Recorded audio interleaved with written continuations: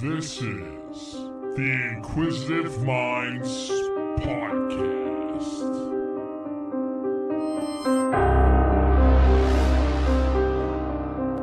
Hey, thank you for tuning in the Inquisitive Minds Podcast. I'm your host, as usual. Today, we have a bigger show. We have a whole crew of people on here today for the Club Sandwich Show. We have Todd, Double D Defazio. We have Tim. He just told me Abretske. I fucked that up. That's okay. It's all right. Everybody messes up. Abretske. And then we have Big D, member of the show. Wanted some representation, but he's not here. So check him out, folks. So Todd, Tim, I've met you guys. Obviously know Todd for quite a while. If you listen to any of the show. How did Club Sandwich come together? Let's just start there. The podcasting thing kind of came to an end career-wise. I was, worried about content, so I stopped doing podcasting altogether. Put my career first, but you never stay away long enough, and you always find some way to come back. So Tim and I have been doing these a long time together. We've been since mid-2000, like 2008, 9. Yeah. Tim came aboard. We started in 2004. So when I always call Tim with new ideas, and this latest one is the safest thing that I could think of is eating food. Okay. So it's basically a Yinzer version of diners, drive-ins, and dives, pretty much. Okay, and focused on sandwiches? Yeah, a little sprinkle in there of the WQED with the Rick Seaback days, in there. So we pay some homage to him, too. Now, you guys just recently finished season 1? Season 1's in the can. You can get it at oneberg.com or clubsandwich412.com. It's all the episodes are up there on demand. Now, my question is, how do you decide what sandwiches are going to make the cut? Well, the first season was a little tough because you couldn't sell it to people. So, I mean, we're not little guys. We have a lot of friends that make good food. So the first couple episodes, we reached out to friends, and then we became friends with the Kickstand in Brookline through this. Jameson's and Dormont was a good friend. Yoli's and Jefferson Hills are good friends. Benny and Jamie and Dormont and Jameson's. Vic in Aliquippa, two chefs. Mm-hmm. Vic, Jamie, and Ben, they were friends of mine. My family, and I'd go there for years. So I just had out the gate, I knew 3 great places. So. I just had the dumbest question in my head. So tell me, where did your love of sandwiches begin? Okay. Now, moving forward from season 1, is there going to be any potentially food challenges involved? So I'm trying not to do the challenges. I'm trying to get healthier, but I do have a background in competitive eating. So every once in a while that creeps up, and I'll get the bug. But those days are long past me. I don't think I've succeeded one in 3 years. Okay, because I remember when you came on the episode before, you were talking about your competitive eating. Yeah. And I wonder if any of that was creeping through. I did. I did one a few years ago, and I yacked all over my wife. A challenge, 6-pound calzone. Now that's just foreplay in our house. And then this was recently at the Kickstand for the Super Bowl. We did this big cross promotion with Oneberg and the Kickstand, and it was a challenge. Tim and Giant Brian were broadcasting, and I was eating. It was 2 whole Italian hoagies and pound of French fries. Yep. Good Lord. And I severely underestimated it. It was 30 minutes, and I was really cocky saying 12 minutes, but I didn't realize how girthy these Italian hoagies were. And I was like, man. And usually he likes the girth. So. I've heard that from many people. But yeah, I ran out of space in my belly and time. I think if I would have pooped before, I would have maybe squeaked it out. But yeah, I had about I had 3 of the halves, the 4 half hoagies done. And Okay, so you were a pound close. of French fries, yeah. So I nibbled on the last half a sandwich. Man, those eating challenges are always wild to me. But, Young man's just, game. Just going there to eat. I mean, they're Vinny. He's just like our new best friend. Yeah, like he's he'll awesome. text. He texts me and talks about wrestling, and then we talk about the sandwiches. If he has something new coming up, he wants us to come up and try it. And No lie, I actually looked and see if they were open on the way to the studio, but they closed a little earlier today, so I was gonna run by. yeah, in the summer they got a grill out front. Okay. Switching gears a little bit here. We don't know much about you, Tim, on the program. Sure. You want to tell us a little bit about where you hail from? I actually live in Natrona Heights right now. Okay. About 50 minutes from here or so. But yeah, that's where I hang out most of my days if I'm not working and running around playing with the kids. Now, you said you and Todd hooked up in early 2000s, 2004-ish. Boy, you Yeah. hook up, Johnny. That's what We he might have like. cuddled That's a what he few wants times, to say. but we never hooked up. Did you do any media or entertainment before then? No, actually through a mutual friend of ours, Rich Mudd. That's how we met and came on board, and never since then we're just kind of doing our thing. And when Todd calls, I come running. Usually it's a great idea, and I enjoy what we do and have fun and have a good time.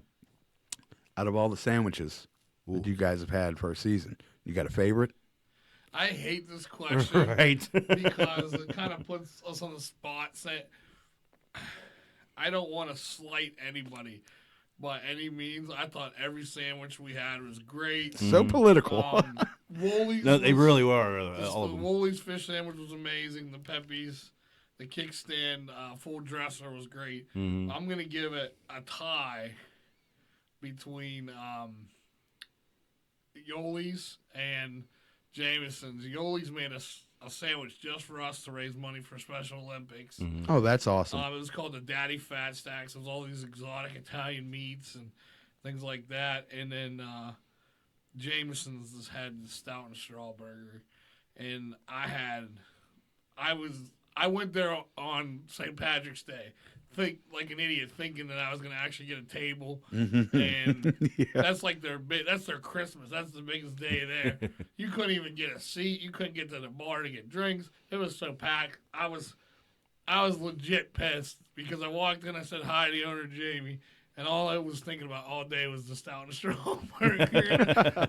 So I got to get out there another day. And then the honorable mention would be the two chefs. They knocked it out of the park with it was a Kobe The Bryant Mamba. tribute sandwich. Oh, that's interesting. Yeah, it was amazing. Yeah. What comes on the Kobe Bryant? It was called the Mamba. It was an Italian chicken sandwich. Mm-hmm. It was like marinated chicken. Marinated Yeah. Italian chicken. Peppers, onions, all marinated. Lettuce, tomato, yeah. Lettuce, tomato, and it was just. Oh, and then they had that special sauce. Dunk sauce. Yeah, the dunk sauce. But they also do other sandwiches that are themed. Like they have the Quip Dip.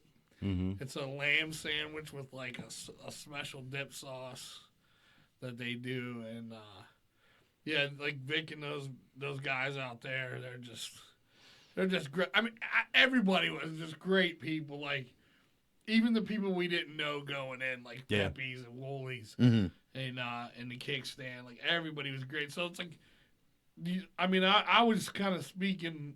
Do you have a different favorite from the season? I actually have, believe it or not, is also a tie. Yeah. So on the episodes, obviously I wasn't on all of them, but the ones I was on, I do have a tie between the two chefs. The Mamba I thought was just phenomenal, and then the kickstand, the full dresser, I really enjoyed. Okay. And that was like all three meals in one. Johnny. Yeah. It was steak sandwich, eggs. There was everything. Was The full dresser, yeah. The best sandwich I can ever remember having was this thing called a Wisconsin burger, Oh yeah. and I had it at the Breezewood exit. Oh, yeah. That truck stop thing. Yeah. They have a little restaurant there, and it was 3 burger patties on a hoagie and different cheeses. I don't know what about it made it phenomenal, but It was probably 15 years ago, and I still can't stop thinking about it. Yeah. That's understandable.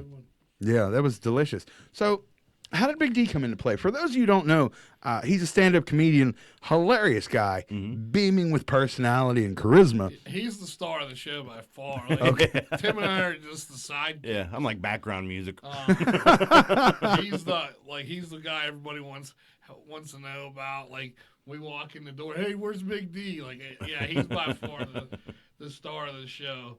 But yeah, he's a great personality. I met D here. Okay. I guess it wasn't your show. I guess it was Gino's show.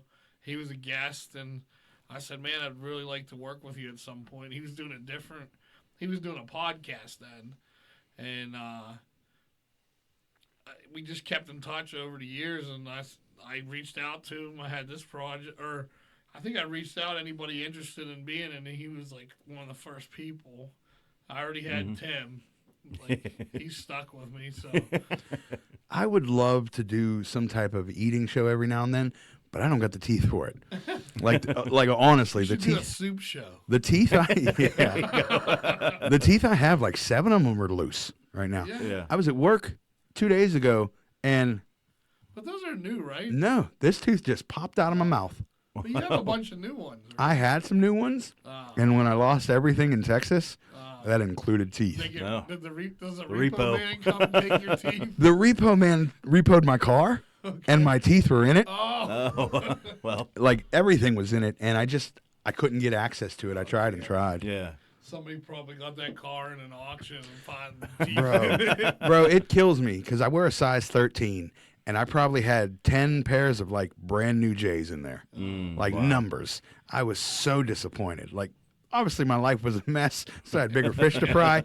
But I was devastated. I had like 60 T-shirts. Like, everything I owned was in there. Were you living on that thing? Essentially, yeah. Wow. Yeah.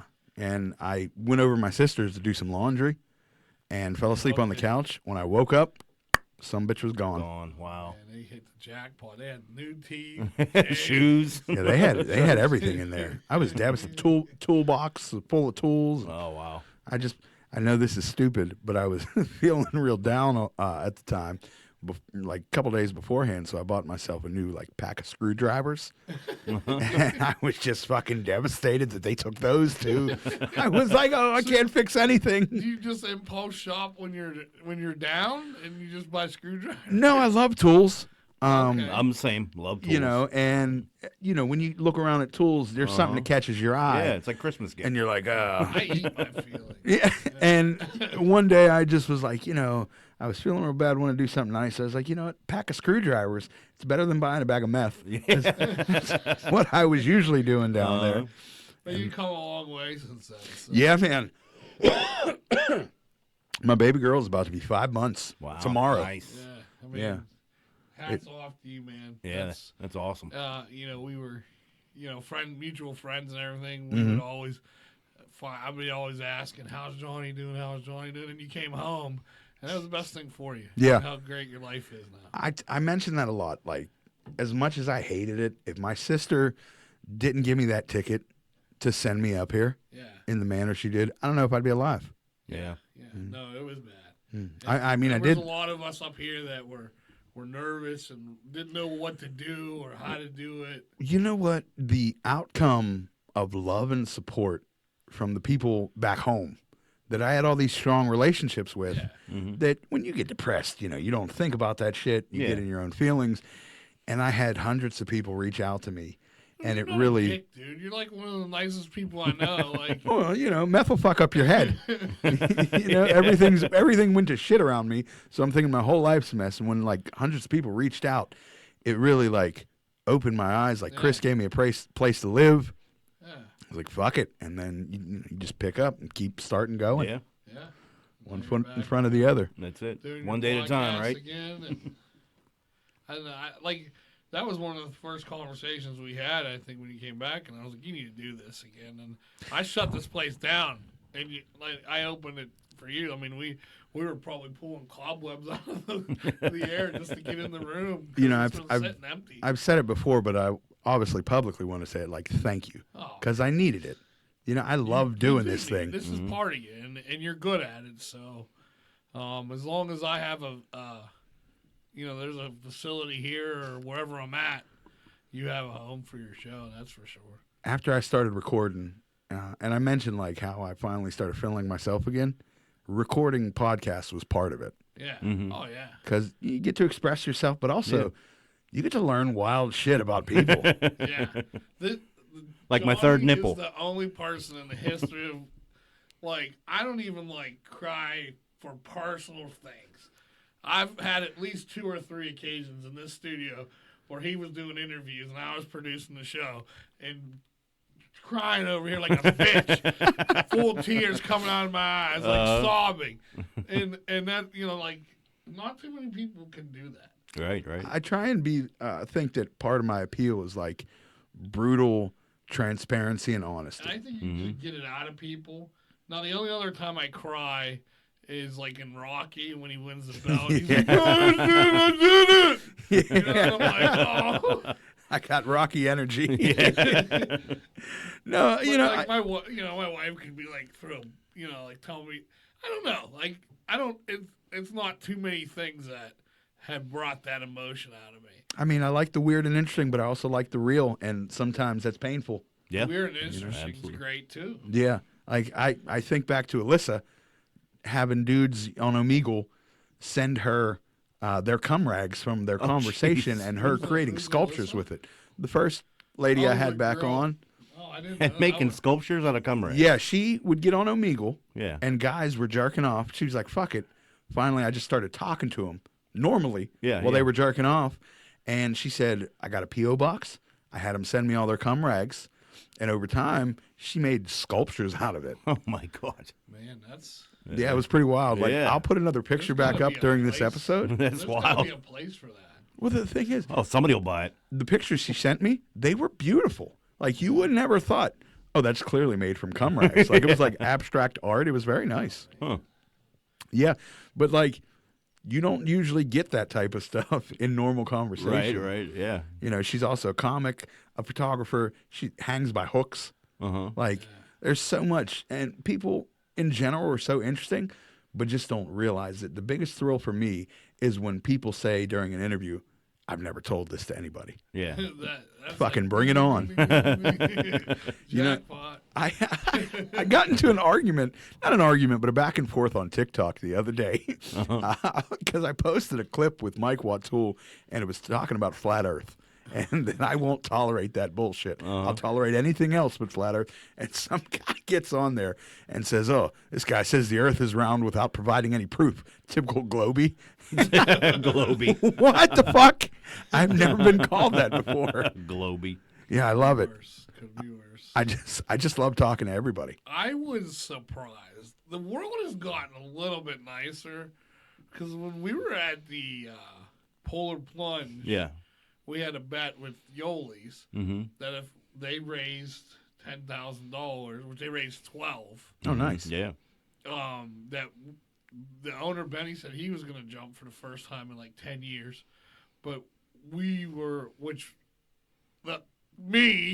was going to jump in Speedo and the Polar Plunge in front of all these people at Heinz Field. I don't say that Acusure, but I didn't get fat shamed by anybody, and I thought for sure I was getting fat shamed. Like, it was all over at Oneberg, and Oneberg has almost 500,000 subscribers. Right. There's video and pictures, and I mean, it was just... Yeah, it's a kinder and more accepting world. I feel like in public, Yeah. a lot of But times. you know, when they were looking, like, somebody was like, showing his wife, like, look at this fat motherfucker. You know, I want to ask you more about the Polar Plunge, but before we talk about that, I don't know if you guys have seen this in like Facebook reels and clips and stuff that I watch. There's been like a growing influx of guys getting in a room together with like attractive women or whatever and just trying to make them feel as bad as they possibly can. You're selling your body. You're worthless. You have no morals. When the fuck did that become popular? I've never seen that. There's a podcast basically And that's their whole you probably scheme. can attest to this. Being a girl dad, like, no, that shit's not cool. Yeah, that's not, it's all this bullshit about high value men and what you seek in a relationship and all this bullshit. And I remember coming out of the bathroom one time from watching some videos, and I said to Stephanie, I'm so glad we have each other because I couldn't even have a conversation in this world. No. You know, right. What's a high value man? What's a high value woman? Hey, be happy. Be a nice person. How about that? Yeah, be a decent person. Why do you feel the need to like go on and condescend these women? I'll be honest. If I had a body that I could put on OnlyFans you better tomorrow, sure as shit. I'd be wearing a luchador mask, banging my wife. Yeah, I'd be like, come check out these balls. Like, Yeah, exactly, right. I'd be all over it. I'd be doing freaky shit, and I'd be wearing a luchador mask. Yeah, like I don't get mad. Like I get a little envious. Like, damn, I wish my tits were nicer. But I don't think it's my place to be like, oh, you're a whore and you have bad morals. Like, Right. I don't know. Hey, you're making money and you're happy. Yeah, fuck it. I'll- The thing is, these guys that talk shit on these women for like selling pictures of their body, what about all these other dudes That are buying. that are purchasing them? Yeah, right. Right. You know, why don't we worry about, your customers aren't high value? Who gives a fuck? But that's enough of my tirade. So, was this the first year you did the polar plunge? First time ever, yeah. Yeah. I think we were talking. That's got to be on the Pittsburgh bucket list, right? Yeah. I would think so. What do you? What would you have on your Pittsburgh bucket list? I guess we start with the basics. Get Permanis out of the way, Yeah. get the incline Yeah. and the overlook out of the way. Right. You just gotta go to Kennywood. Then. You got to go to Yeah. Kennywood or Sandcastle. Yeah. You don't got need to get you don't need to get hepatitis. you got to try out. What is it? Fiore's. Oh yeah. Yeah. And then what's the other one? Minios? Minios. Vincent's, Vincent's, yeah. Yeah. Betos. Yeah, you got to do the pizza tour. Yeah, the Betos and all that. I mean, obviously, see the stadiums. Stuff like that. See the point. Yeah. Go down, especially like during the arts festival. Yeah, I'd say nice. that's like That is a nice time. a bucket list thing for a Pittsburgh bucket list. Yeah, that's all good stuff. Now that I live in the city, I mean, let's get to the real part. Avoid giving change to 17 homeless men. Yeah. On the ride home from work, that are standing in the streets. Your car and then they're spotting you out every day. Yeah. Try to get to Robinson at 4:30 in the afternoon and sit either in or beside the tunnel for an hour and a half. Yeah, that's the. Out 370 out in Monroeville. Yeah. Try and get to Monroeville during rush hour. Yeah. While running low on gas and having to piss. It's over.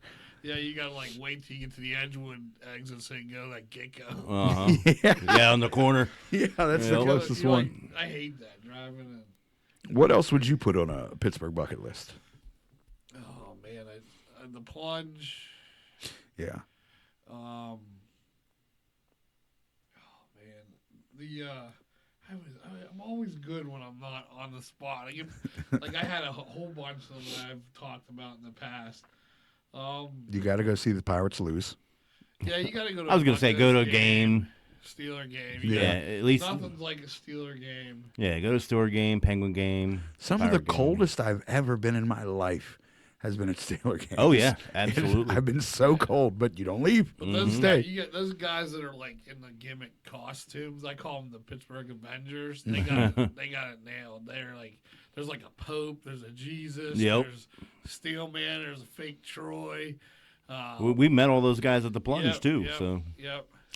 Now, stupid question because obviously cold, but like, how would you compare how cold it is? Like, how would you describe that So feeling? the day we did it snowed all day, all morning. yeah, it was a blizzard all It morning. was pretty cold. It was like I wouldn't say it was. It could have been colder. It was like in the mid to upper 20s, Okay. like low 30. I don't know. The adrenaline was. I think adrenaline kicked in, and I was. Yeah, once that I line jumped starts in, moving. and I was like, it was just standing around tailgating.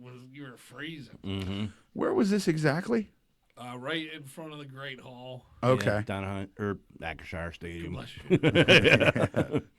How many people jumped in? There was a big turnout. It was. Yeah. I know it was the first. I don't know how many people, but it was the first time in history in Pittsburgh that they raised $1 million. Yeah. That's wonderful. Yeah. And that's for the Special Olympics? Mm-hmm. All for Special Olympics. Okay. That's great. Yeah. That's Absolutely. a lot of money. You know, I feel like Special Olympics is one of those things you don't think about unless you have someone with special needs in your life. Mm-hmm. But those guys and women are athletes just as much as anyone of us. Absolutely. Yeah, they were down there and I think they cheering them on. said $350 goes to each, would cover the athletes.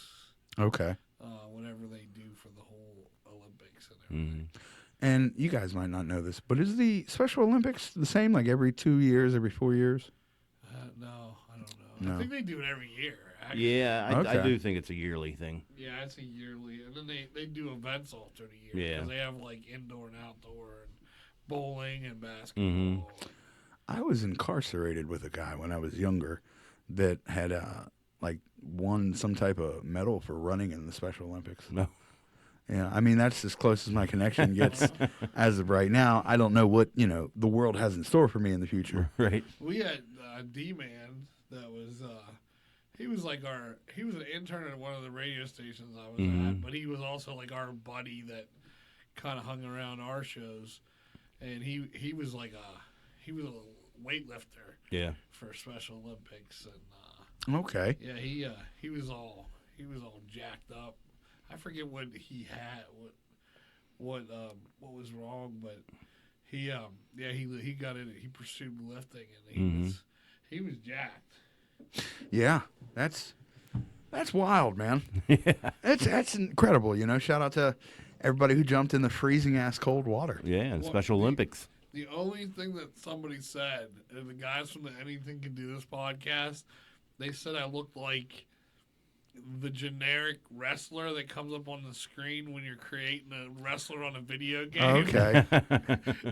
I can't remember which guest it was, but I was leaving here and they were asking me about you. They were like, "Is he an MMA guy? Does he do MMA?" I was like, "He did wrestling and stuff. He's involved in various athletics throughout the years." He's like, "I thought he was an MMA guy." I was like, "I don't know, man." But in my mind, I was like, "Hey, just say he's a big fella." Like, you know what I mean? I mean, I guess, that's. I would take that as a compliment. Yeah. Oh, absolutely. Right? Yeah. Absolutely. I think he saw the punching bag too on the way in. Yeah. Well, he's not just a producer; he's security. Get him the fuck out of here. I think my kids use that thing more than me. The last time I used it, I think I threw out my shoulder. Yeah, we got the belts everywhere, and we want to hold up this belt in front of you. Sure. Look at that thing. That's it's so shiny you can't even see it on I the know. camera. That's what I'm trying to. We're the sandwich champions of Pittsburgh. You hear that, fuckers? Any challengers come this way. So get through Big D again. That's right. we're gonna take a pause on Club Sandwich because you said something very fascinating, Tim. Before we started, you have 2 paranormal experiences and 2 UFO encounters. Correct. Yeah. Can we start with the UFO encounters? Absolutely. So I remember I was actually probably around 12 years old, and I was looking out my bedroom window one night, and being a restless 12-year-old, you didn't want to fall asleep right away, especially when you were told. So I would just kind of stare out the window and just look up at the sky. And I remember it being right around 11 o'clock at night that this, and I still say to this day, it was one of the most beautiful things I've ever seen because it was multicolored, a round circular object just floating across the sky. And so I ran out. Obviously, UFO, it was huge. And so I ran out to my mother, who was lying on the couch at the time. Of course, I interrupted her 11 o'clock news. So she just yelled at me and to go back to bed and refused to come to the window to see. And I swore up and down that I saw a UFO. And sure enough, she told my grandmother the next morning. And my grandmother always got the daily paper. And sure enough, that was in the paper. And she, said that he absolutely saw something because everybody, there was a bunch of other people that saw it. And there was an article in the paper about it. Did you ever look into it when you got older?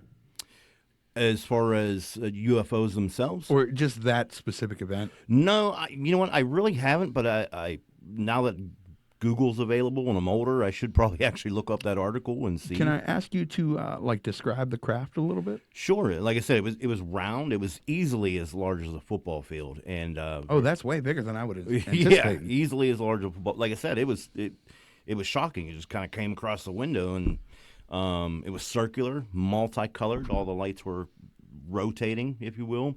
and it wasn't going fast at all. It was just kind of cruising along and going right over the highway outside my house. And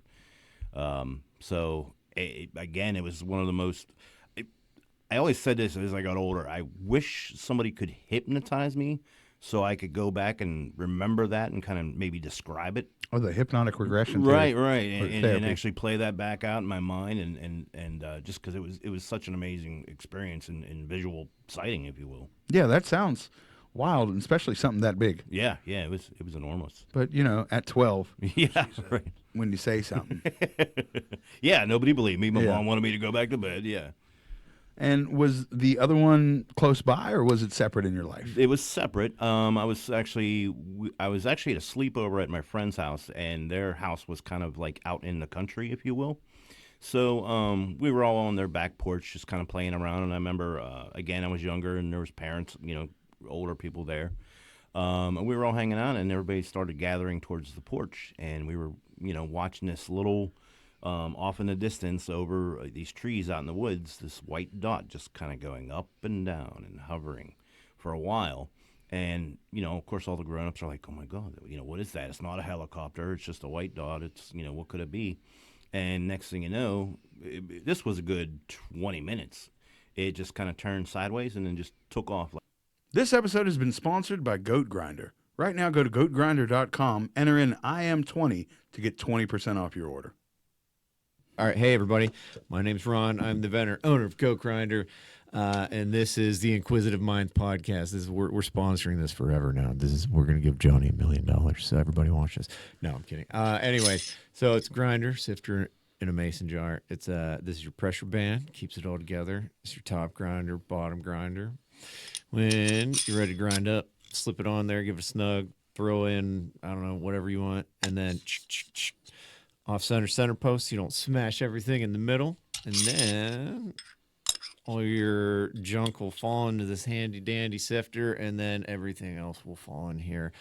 I use it to make relish. So what happens is when I grind up all you get all your pickle stuff in here, but then you don't have to have a fucking juicy hot dog.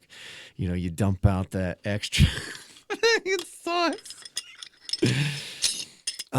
And they do fit on larger regular mouth mason jars. I would sell them for $75. Someday I'll raise the price, but for now they're $75. I started out at $90, and then I came down. I should have stayed at fucking $90. I don't know why I'm giving everybody a break. Like a bullet out in the sky. Really? Yeah. What like area? That would have been like Sarver. Okay. Yeah. Okay, out that way. Yeah. Out towards Castaning. Yeah, exactly. out in the woods. They have some wooded areas there. Yeah. But it was out that way. Huh. That's fascinating. Yeah. And that would have been, again, that was actually, I saw that one after I saw the first one, so that was probably maybe, I'd say 13 at the time then, or 14. Okay. Yeah. But nothing since then? Nothing since then, Because when I, hear a lot of lore about UFOs, it seems like some people who see them keep getting visited by different crafts or aliens. Yeah. And I was just curious about that. Todd, aliens?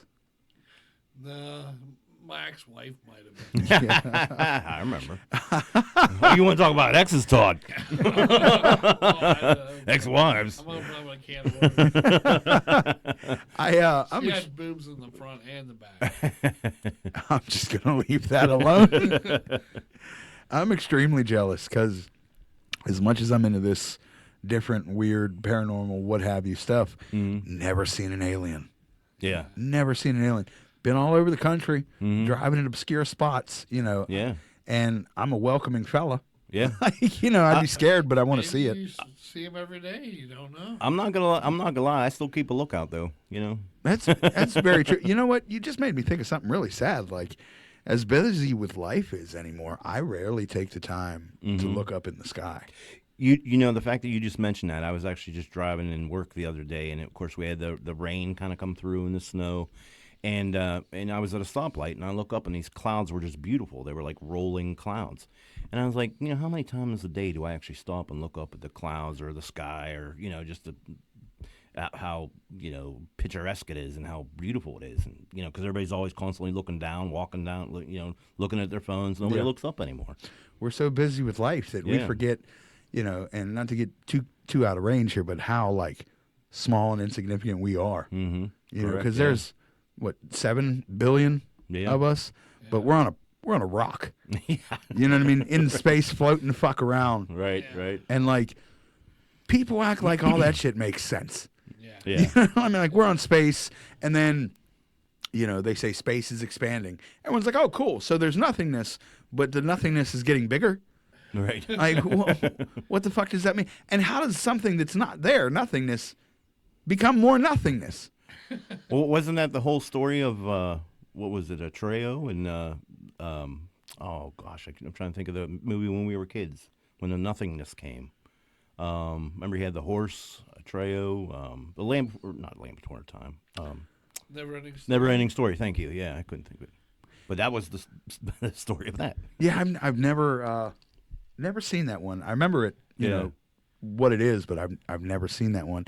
I just, I think it's fascinating. Like, everything's made up of molecules and particles or whatever and what have you, and just all this shit is organized like this. These molecules made into a fucking wall, right? And then like they're just chilling. Yeah.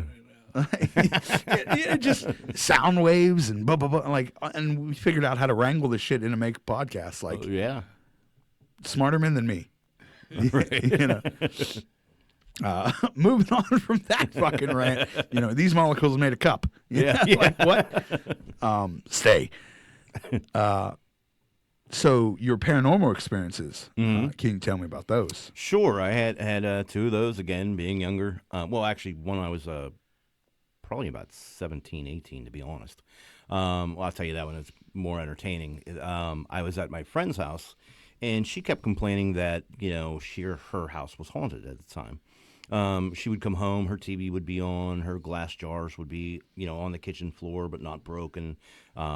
Chairs would be pushed around, and she swore up and down that, this was happening and that, nobody believed her. I didn't even believe her, to be honest. I was like, oh, you gotta be, something's going on. You have pets and they're pushing things around or whatever. So I went to her house one time when we were going to go do something, and I was sitting there in her living room, and you could see like straight into her kitchen.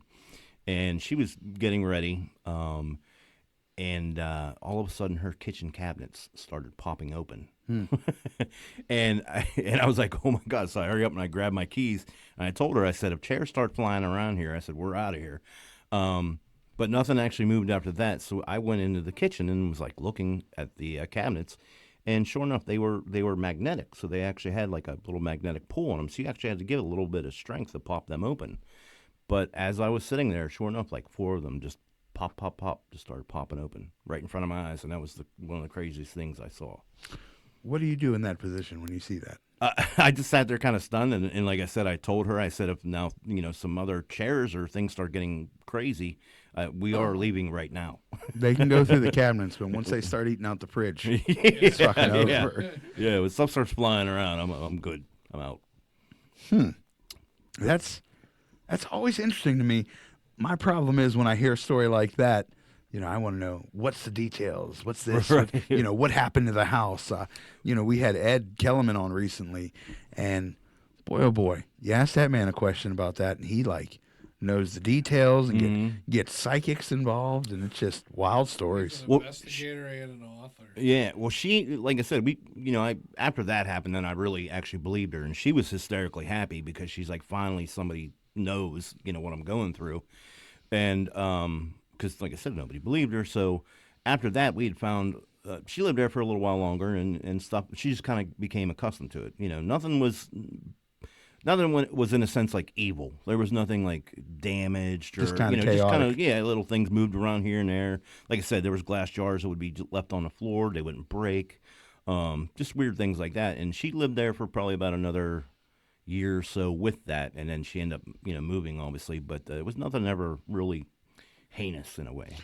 Now, before you saw that, did you believe in the paranormal? I did, actually. Okay. And the reason why is because before that, when I was younger, I actually saw a ghost. Yes. An actual real live ghost.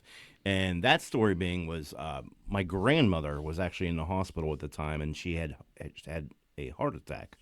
My mother was one of 10, so we had a big family. And, of course, grandma has a heart attack. Everybody rushes to the hospital. And I had probably, 25 cousins at the time. But there was a handful of us there that were, of course, the grown-ups were in the room with her.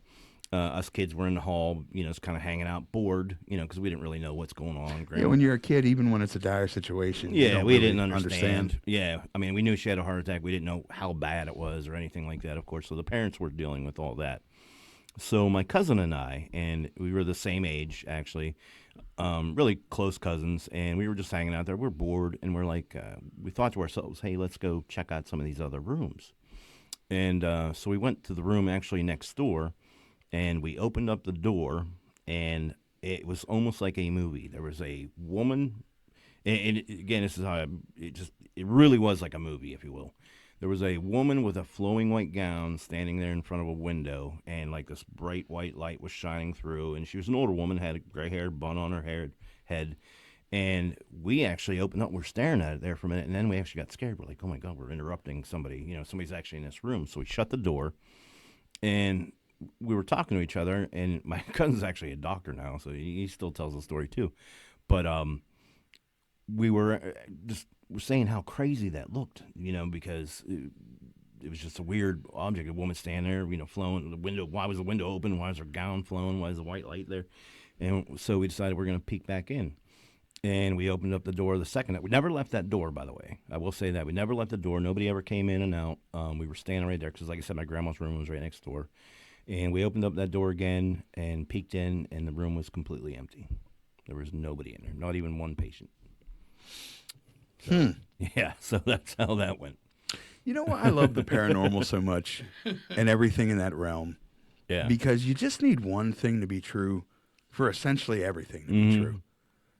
If you see one ghost or one, fish with fucking human legs, it doesn't matter. For the rest of your life, you've seen that. Right. Yeah. And you're fucking convinced, and nobody can tell you otherwise. No, like I said, my cousin was there with me, so I'm glad I had like an extra observer, somebody else that saw it. And like I said, we're the same age. Well, I'm almost 50, so we're the same age, and he can still, retract the same energy, same story. And I don't mind if someone has like no paranormal beliefs. I don't mind it at all. I understand it.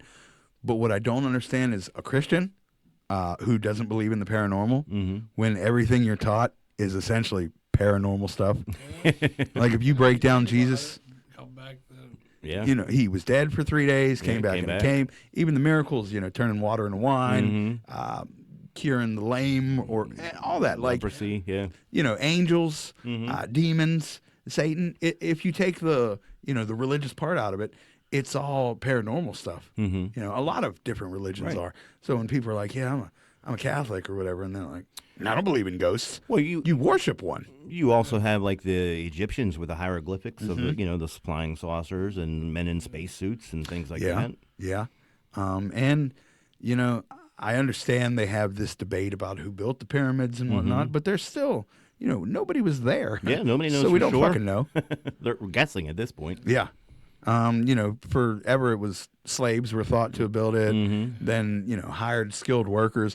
But even Cat Williams was just on Joe Rogan, and he was talking about, there's some type of power source, and, how could you do this? I don't know. I believe everything that guy says. He has a whole speech about McDonald's potatoes, and I believe it. He says they're 12 pounds, they're all white, with all the stuff they put on them. He said a lot of outlandish shit that I can't prove or disprove. Right.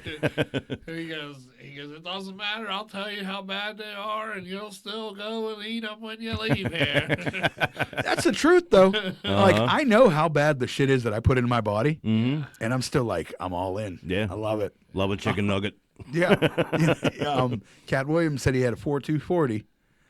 He ran it. Yeah, well, I promise you, Cat, I'll give you an 8-second 40 if you want it. I'll lightly jog down there. So, what can we expect in like the future episodes here? Well, I mean, the Mecca is Permanis. Okay. We did our launch. The on intro. Permanis, like We just did a video just in there, but I want to actually do an episode. I think. Do you have anything bucket list you want to do? As far as food wise, like to go for the show. I have 2 so far. No, you kind of put me on the spot, so I'm not offhand. Well, I want to do Permanis. Uh-huh. And I want Rick Seaback to come on the show. Oh, yeah. And I want Tim to dress like Rick for the show. I like to get sponsored by Icy Light or Turner's Tea. Turner's Tea. Like, so we did a poll question, and like I put all these Pittsburgh beverages on there, and Turner's Tea was like hands down like what the fans of the club sandwich. Because we do love Turner's Tea. Yeah. No, I'm right on board. We're Yinzers. Yeah, I usually have a gallon at of home. Turner's Tea. Yeah. It's diet, but every day, 1 whole gallon. I got a question, and since this is talking about a sandwich show, I think this is the right place to air it out. I've had a grievance recently with burgers, and I feel like they're just getting too fucking big. You know, we're getting out of pocket. Like double burger, okay, that's fine. But once we start getting 3, 4, and 5 Like, patties you know, on like there, fast food.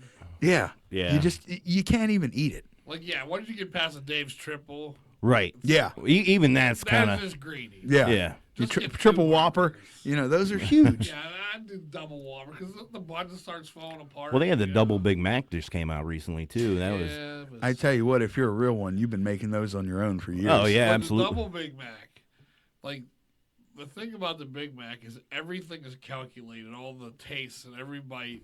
So like, if you change the Big Mac, it changes the taste. Right. I've done this a few times. I like We ordering sound official, right? We're analyzing Big Mac. Right. Down to the onions. I've done this a few times. I've ordered the Big Mac, but instead of the 10-1 patties, you get the quarter-pounder patties. Oh, Yeah, it's a much bigger improvement. Yeah. I didn't know you can do that. I always get extra Mac sauce. Okay. Yeah. Like I want it like dripping everywhere. Or I get a double cheeseburger plain, add mac sauce and lettuce. Yeah. Okay. And that scratches my itch. Yeah. Okay. I don't know. They've been getting bigger to me, you know, and I just Well, think it's a fast problem. Food, I think they're getting smaller, and they're getting more expensive. Oh, But, they're like, definitely getting more expensive. Restaurants are getting bigger. Well, I will say this on that. I had a fish fillet the other day, and I opened up the carton, and my daughter was sitting next to me, and I was like, "When did this become this small? I don't remember it being that small of a sandwich." If I had $1 for every time I heard that, zing pow. You know, back to the Permanis. I think, and this is my opinion, I'm not like the Yinzerist guy out there, but I think for someone who lives in the city and has their whole life, it's somewhere you go a couple times a year, but not every day. Because I feel like when out-of-towners come in, they think we're just Pick down there. everything off anyway. So my sister and her at the time husband had came up from Texas. This was a couple years back. Took him to Permanis down on the Strip. Sure. You know, show him a good time. He orders it with no coleslaw and no fries. I said, what the fuck is the point then? Yeah, exactly. What are you doing? That's not a Permani sandwich. Oh, I don't want it. Well, just take a bite, you fuck. One critique, and I don't want to. I don't know if I should say it because then they might not have us on to be on the show. Like, but they had recently just changed breads, and that makes a big difference. They used to use a place literally probably a half a mile down the road from here called Sabroni's, Okay. and the bread was good. It was perfect. They switched to another bread company. I don't know. Do I put them on blast? I don't want to. Saloni. Yeah, exactly. They use Saloni's now, Uh-huh. and it's changed the whole sandwich. I mean, I still love it because it's Permani's, but the taste is different. Right. Okay. The dough's gummier. Like it's not that Sabroni. Yeah, because like, it used to be like a lighter bread. it's just Like the it bread, wasn't it's too different. heavy. It's different. Yeah. I just can't. Like the taste is there. Everything. Man, oh Water man. affects.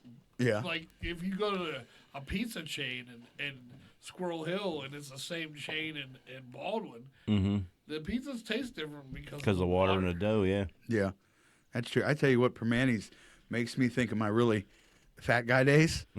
There were times where I'd go to Permanis, I'd eat 2 sandwiches and then a thing of fries, cheese fries. Yeah. And, like, I can't do that anymore. Yeah. But it's amazing to me. I always take my Permanis to go now. Because, like I said, the dental situation, it's just hard to get a big bite. Yeah, yeah. And I don't want to be in a restaurant, people looking at me, and I'm working like the Cookie Monster.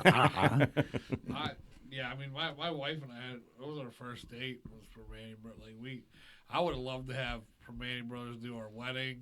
Oh, that would have been cool. Like, That would be. That was before they started catering. Like, That'd be a straight Yinzer wedding. oh, yeah. Yeah, you know what? I feel like when I was younger, the first time I went to Permani's, it was like a dirtier, grungier, like, come in here, get your sandwich, get the fuck out. Like, the nice suburb ones. Mm-hmm. Yeah, I've they had seen one those. down in Harmerville from me. Yeah, down the road. They've been opening up all over. Yeah. I guess a couple of years ago they got a couple locations in Florida Yeah. too. Now I don't know how they're going with that. Right. Yeah, the Mount Lebanon one. I had an apartment at Mount Lebanon before I met my wife, and my son and I, we would go there at least once a week for the family pizza night. Okay. And the family pizza feast. It was like wings, pizza, and a salad, and a thing of pop. See, I heard their pizza's good though too. Yeah, I've never had it, but I heard I was it's gonna good. slice or two, a whole pickle, Yeah. and a sandwich. It's not bad, Yeah. especially for a sandwich joint making pizza. Yeah. Right. Right. really good. Exactly. You know, if you take that into account. I took Stephanie to Permani Brothers. We actually picked up and brought it home. And I talk a lot about my family on here. So please forgive her, y'all. She did not like it. Oh, no. She was not a fan. What She did said, you get her? I got her the steak. The Pittsburgher? The Pittsburgher. Yep. Yep. And she wasn't a fan. She thinks it's because we took it home and it wasn't fresh. But I'm a bit. I mean, I could probably side with her on that. I hate eating food cold. Like, okay. Yeah. Like, I get legit pissed. Like, I don't know what it is. Like, I'm real weird with meat. Like, the most I eat is ground meat. I like a little bit of steak, a little bit of chicken. But that's it. But so when I find something that I can really enjoy, like, I like that patty. Yeah. yeah. I don't care what it's made of. It's I don't almost care. like almost like a meatloaf patty. Yeah. Like, it's not a Yeah. steak. You it's give me a not bunch of those burger. patties, and you'll see me in the corner just deep throating patties, like, oh, dipping them in mayonnaise like a fucking savage. I'm done. I'm sweaty and greasy everywhere. There's coleslaw on my beard. Oh, yeah. I am a mayonnaise lover myself. I tried something new there. It was like Capicool. It was like an Italian version. It was okay. Yeah, like It was a little on the dry side. Like, I wish I had and I could be that new bread, but I think like maybe like a dip of like Italian dressing or mayonnaise or something. would be okay. it.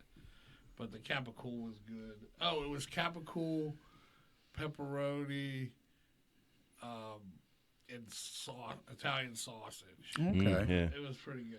Yeah, I've tried most of their sandwiches. They're not, bad, No. but there's nothing touching the Pittsburgher in my eyes. In Pittsburgh. That's, Yeah. You know what? I don't know this. I should have researched this before the show.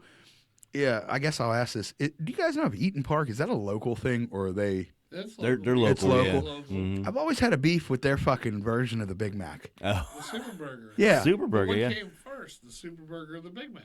At this point, I feel like it Both doesn't were matter. I created feel here. like who's perfected it. Both were created here. I didn't know that. The Big Mac was created in Irwin. Yeah. No yeah. shit. Yeah, it was. Yeah, Mhm. but they actually have the Big Mac museum. Museum, yeah, in right the- off 30 at- or Really? or 40? 22, I think it might I be. thought it was 40. It might be 40. I can't remember. I drive out all the time too. Thank you. It's the Thank you. Irwin McDonald's, and they have a Big Mac museum. Yeah. Thank you for tuning in to old guys doing highway directions. Look, we know our sandwiches. Yeah, I had no idea there was a Big Mac We museum. Yeah, up there put is. This show together. Yeah. we're sandwich guys. I've been a bit of a burger aficionado. I think I want to Google that. Well, I want to know what came first. The What Super you- Burger. Well, I'll say this. I actually went to Eaton Park a couple weeks ago with my son, and we both got the Super Burger and fries. I was actually very disappointed because I feel that they had changed the patties. Okay. They went to a lesser value patty, if you will. Everybody's trying to cut those corners. Yeah, and because it was not the Super Burger I was used to, a big juicy burger like a Big Mac, you Remember know. the chicken bacon deluxe? Yeah, I like that too. After a night of drinking, Yeah. That was the best sandwich ever. All that grease is sucking up the alcohol. Oh, you ever have that? Joey? No, I've never had that one. It was a chicken, fried chicken patty with American cheese and bacon, and they had mayonnaise. Yep. It was just, Do you guys remember Joey and Dolly's? It was like an Italian restaurant store shop on East Ohio Street. I don't think they're open anymore. It was right by Lillian's Pizza. I guess if you're not a local Northsider, it's not well known. But they had phenomenal sandwiches named after streets all over the area. You know, Arch Street, East Street. I missed that place because they had phenomenal portions, which, let's be honest, fellas, that counts. Absolutely. For us. But everything was great. Like, a steak hoagie, was delicious. I would love a turkey sandwich. Like, miss it so bad. They still got the Peppies down there on the north side. Right. Yeah. So, breaking news. What do you think was invented first, the Big Mac or the Super Burger? I want to say the Big Mac. I'm going to rock with the Big Mac. Yeah. No. Really? The Super Burger was first in 1949. The Big Mac came out in 1967. Wow. Huh. So, But both created here. Yeah. well, now we have to talk about, was that a stolen idea? Exactly. Well, the Big Mac sauce has only the Super Burger only has one ingredient of the Big Mac sauce. Okay. Because the Big Mac sauce is like ketchup, tartar sauce, Thousand Island. Yeah. Well, it's Mayonnaise. people try to say it's Thousand Island. It's actually mayonnaise, ketchup. Yeah, it's like Oh, yeah. And it's pickles. like mayonnaise, ketchup, pickles, tartar sauce. It was like everything. Like they threw it into one. And man, is it hard to recreate? There's two things I would just eat out of the bowl, and that's Boom Boom sauce. Okay. Sheets and Big Mac. So I need to dip my wife in it. I like that. I'm like, come here. I would have never guessed the Super Burger had that much time on the Big Mac. Yeah. That's wild. Where the guys, They're very similar. yeah. Huh. Yeah, I wouldn't have guessed that either. I didn't think Eaton Park had been around that long, to be honest. I had an argument with my wife about the Super Burger because I did the $1 Million Whopper. Like I created. Oh, you created one? Yeah, I created one, and I put tartar sauce. It was a chicken patty, a burger patty, American cheese or cheddar cheese, chicken fries, lettuce, tomato, onion, and tartar sauce. That doesn't sound too bad. And she said, "I want tartar sauce." I was like, "What do you mean?" Tartar sauce gives a nice little kick. I used to get a little cup of tartar sauce at McDonald's to like dip fries in and shit. Have you guys It's an seen underrated condiment. Yes. the Big Mac taco that everybody's making now? The big rave on TikTok and stuff. They're making. Yeah. No. They get the sesame seed bun and you cook it like a taco shell.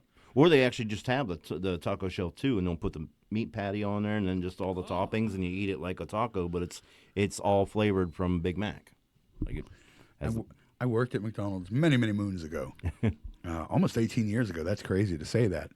And I used to make like almost a quesadilla because they had the tortillas, almost like a Big Mac type quesadilla. Put the meat in, cut it up with cheese, fry it. Delicious. Yeah. Remember the Whopperito? Yes. I was just getting ready to bring that up. I thoroughly enjoyed that. People hated on the Whopperito. I love the Whopperito. Though that short window when it was in, I probably got one 3 times a week. Oh, yeah. Yeah. That thing was great. I do remember that. Yeah, the Whopperito, man. I don't think there's enough burger wraps out there. I agree. No, you can go to Sheets and They're good. You can make your own, but like when you want to taste a McDonald's or you want to taste a Burger King or whatever, and they can do their spin on it, Yeah. like, yeah, if they do Chef's the kiss. Big Mac wrap. Yeah. they had a Big Mac wrap for a short period of Yeah. time. Uh huh. Yep. I remember that. There's probably a test market. Yeah. Yeah. There's, and I don't know if it's the Big Mac Museum you were discussing, but Stephanie has brought up like some type of Big Mac headquarters that you can go to, and I guess it's like a museum or something, and like try different, or discontinued foods. Yeah. I've seen that. Where I is that don't. I at? don't think it's here though. I don't think it's around here. Okay. Yeah, I think it's. We'll have to find that. But it is. It's like a test kitchen where you can try their new stuff and old stuff, and yeah, I've seen that online. That'd be so cool. I'd like to. This is just going to be See, we like to just eat, so we'll just go wherever. I was going to say, this is Alton. He's a fat man, true and true. But, like, I would love to do that for almost any restaurant. Yeah. Check out their old stuff, their new stuff. Yeah, that'd be great just to get some. You ever had Whataburger?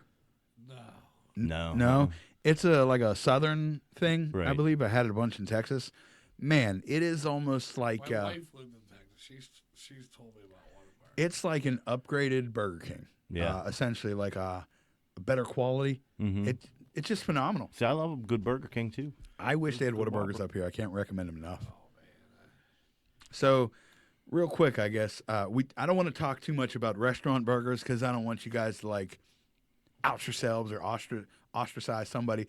But fast food burgers, can you guys each give me your top 3? We'll say top 3. I mean, to fit my go-to every time is probably a double Whopper with cheese. But to fit the format of our show, my number one pick would be and it's a non-menu item at Arby's. It's called the Meat Mountain. Okay. It's every meat that they have, including chicken. Now, it doesn't have gyro because this came out before the gyros, but it has every other meat on it. And it's like... The Meat Mountain. Yeah. I'm going to have to try that out. It's an off-menu item, and they still make it. No kidding. I didn't know that. Yeah, I had no idea. Yeah, it's massive. So, like, to fit the club sandwich genre, so to speak, that would be the Meat Mountain would be my choice. Okay. You got a top 3, Ken? So, fast food, I would say my number one go-to is also the double Whopper with cheese, just because I just, something about that flame grilled, it just draws me. A second would be a Big Mac, and then third would probably be the Dave's Double. Okay. Yeah. Okay. You know what? Because Wendy's does make a good burger. Double cheeseburgers at McDonald's are a go-to just because it's like cheap and convenient. Yeah. But they don't make the cut as far as top 3. I like the Burger King one because they load it with. I like pickles. They load it with pickles. Yeah. Burger King is in my top 3. We're gonna go Whataburger, Burger King, and then Hardee's / Carl's Jr. Oh yeah, they make some good burgers. They make a damn good burger. They do. Honorable mention that we don't have around here: Jack in the Box. Jack in the Box. I had Jack in the Box out west. Yeah.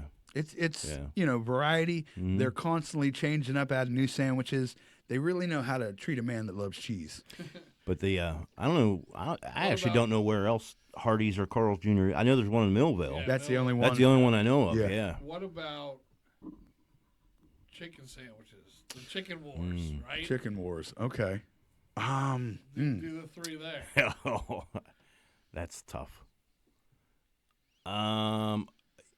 See, I like spicy things. So any kind of spicy chicken sandwich, I'm in heaven with it. I know Arby's makes a good spicy chicken, so that's probably be my top one to go to. It's dipped and juicy. I would say my second one for another spicy chicken, because that's what I usually go for, would be probably Wendy's. Okay. Wendy's top shelf. And then third would probably be Burger King. Yeah. Okay. You know what? I would agree with the Wendy's. Yeah. I think that's phenomenal. I don't order enough chicken to really have a second, but when I hate myself, I love the original chicken from Burger King, the long, weird patty. Oh, yeah. That, you know what? That's a great sandwich. That's another old That's classic. an old classic, yeah. It hits. Hasn't changed Got in that 30 mayonnaise years on and- it. Oh man. So like number 3 on the list would be the Burger King spicy chicken sandwich, Royal King Okay. Yeah. chicken sandwich. Now I don't know what that sauce is, but I love it. Yeah. I don't know what their version of spicy sauce is. Mm-hmm. It's kind of savory, and so that's number 3. Number 2 would be it'd be a tie between KFC and Chick-fil-A, Mm-hmm. and then the number 1, the Big Daddy, Popeyes. Popeyes chicken is the shit there. Yeah. Yeah. I love Popeyes chicken sandwich. I haven't had the Popeyes chicken sandwich. Man. They are good. I just wish they're like more relevant, like out my way at least. Yeah, they're popping up. Yeah. We got a new one on the north side not too long ago on Ohio River Boulevard. Yes. Yeah. Beside I've the actually ate McDonald's. there. Yeah. Yeah, Mhm. they're pretty good. They got these strawberry biscuits that surprisingly delicious. Yeah. Surprisingly. You know what? I'm more of a chicken wrap man too. On that note, Well, that Burger King has the Royal Crispy Chicken wrap. I've tried the new wraps and they're damn good. Yeah. Has anybody tried Cane's yet? When I was in Texas, they had all those chicken spots, Cane's. Yeah, they're coming. I've been to Cane's, the new one up here that popped up. It's all right. It's not bad. Not bad. Yeah. It's good stuff. I mean, it's hard to fuck up chicken. Yeah. You know, Right. like it's either top tier, Mm-hmm. other fucking garbage, Right. and everything else is just okay, not bad. I mean, they're Decent mostly chicken. known for their sauce, but I mean, their Yeah. chicken was good. But Yeah, I mean, I've had all those chicken Let's spots. talk fast food chicken. And I don't know what the hell it is. I've heard stories that it's like a paste. I wish McDonald's, they would win the chicken war and they would just come out with a chicken nugget sandwich. right. Yeah. Yeah. Yeah. Yeah. You know, I don't know if it used to be paste, but I know that it didn't used to be like all white meat chicken. It used to be like rib meat and shit like Yeah. that put together. Mm-hmm. I think it's more real chicken now. Yeah. If that makes sense. They got called out. It used to be some kind of like purple paste. Yeah, it was pink. That's It was crazy. that pink paste. And Yeah. then but yeah, no, I don't care. Like we were talking about the potatoes with cat wood. I don't care. I would eat McDonald's if they would just recreate the McDonald's chicken nugget into a sandwich and put the sauce of your choice on there. You got me. I feel the exact way about what is it, the Taco Bell meat? Yeah. When they were like, oh, 20% of it's sawdust or whatever. I don't give a shit. Right. It tastes great. Exactly. I'll eat there. No problem. So which one of you two wants to give a piece of advice? And it doesn't have to be about anything specific. Just in general, to someone listening, what would you want to give a piece of advice about? Either one of you. Oh man, I can go. Just I'll just do one, too. be good people. Honestly, and I was actually having this conversation the other day with somebody because just be nice because you never know what somebody else is going through, whether they're having a rough day or not. Just be kind to people around you. That's all. I got this from the weirdest place, but like I didn't realize this guy was like such the wisdom that he has, and some of these quotes he has are unbelievable. It was. The true definition of discipline is to do something that you hate, but you act like you love it. And that came from Mike Tyson. That's a good person to get advice from. I mean, he has, I like listen to like all his like motivational speaking and quotes. And So I was going to close it out, but I can't just not talk about Mike Tyson because he's got the fight coming up with the Paul. Jake. Yeah. So, first off, you watching that? I'm paying attention. Okay. You think he's going to win? I mean, he's 50, but he's a hell of a boxer. Still. Yeah. He's 55? Yeah. I mean, he's still in good And shape. Jake is like, Jake is like, 20? They're like 20-something. like 30 years Yeah. apart. Yeah. If he doesn't smash his face in, there's something. Well, the thing with that is if you've heard about the rules. I Those haven't. are fake. Oh, are they fake? Because I've heard about them. So I was like, really? Those came out fake. Like where like He had to wear headgear he and wear headgear. yeah, The brother comes could that tag come out in. and help. Yeah. Oh, that's wild. I remember the fight with, what was it, Roy Jones Jr.? Yeah. And they had rules like no knocking each other out. You could tell Tyson was holding back. Yeah. Yeah. But I respect that. Yeah. You know, because they're two Yeah, it was like an phenomenal exhibition. boxers. Mm-hmm. I personally want to see him fuck this kid up bad. Oh, me I too. want to see Me too. 1984 Mike Tyson just biting people's ears off Yep. and ripping through people. That's like, another thing. The people that know Tyson now get a very post-weed fluffy- Mike Tyson. psychedelic. He's Yeah, he's calm. He's calm, insightful. yep. He's loving. I grew up with Mike Tyson talking about "I'll fuck you and eat your kids." And Yeah, shit. yeah, Like, I don't care exactly. you in front of my money. I'm gonna eat you. I'm gonna tear your kids' heads off. Mike Tyson grabbed his dick in a conference and said to a reporter, "I'm gonna fuck you till you love me." Yeah, yeah, Like, exactly. People don't realize that Mike Tyson was insane. He was. When Mick said to Rocky, the worst thing that can happen to a fighter is you become civilized, right? Yeah. Yeah. The Yeah. civilized version of Mike Tyson. I mean, even though he's not soft, but even though he's a sweeter, Yeah. older version, when you listen to his older stories about like just having tigers Yeah. and like just ripping through cocaine or whatever the fuck, it's like, Jesus. And not to disparage Mike Tyson, because First off, love him to death. Second off, never once smoked with Mike Tyson. I don't care if he's 80. Him and Ric Flair just going around the country, just blazing. But people forget Mike Tyson was arrested for a rape case and shit. Yeah, and went to jail. All that just got swept under the rug.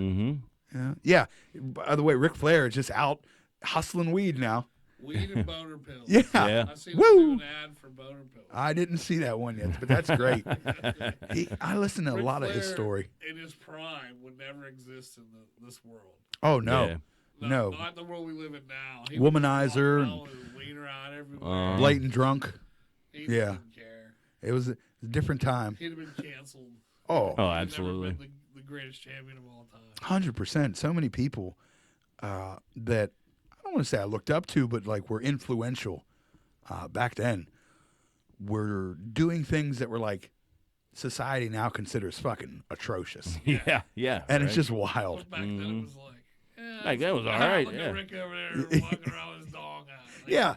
You know, I mean, honestly, I still think with guys, and I don't want to pigeonhole anybody, but shit like that is not blown out of proportion. Like, like locker room shit growing up in your early 20s and high school, like, oh, here's my dick, whatever.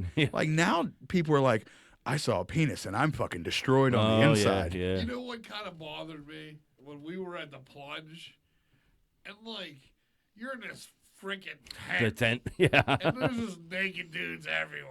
Just And that bothered me because there was like little kids in there. Okay, that's reasonable. I wouldn't have let my kids change in that freaking tent. I was like sitting there like, I had like a towel over me and I was sitting on the chair like, I was like, because I didn't want like. And there were dudes just straight up butt I didn't naked. feel weird about being naked around other dudes. I just felt weird about little kids being in there. Yeah. It was like, it was very weird to me.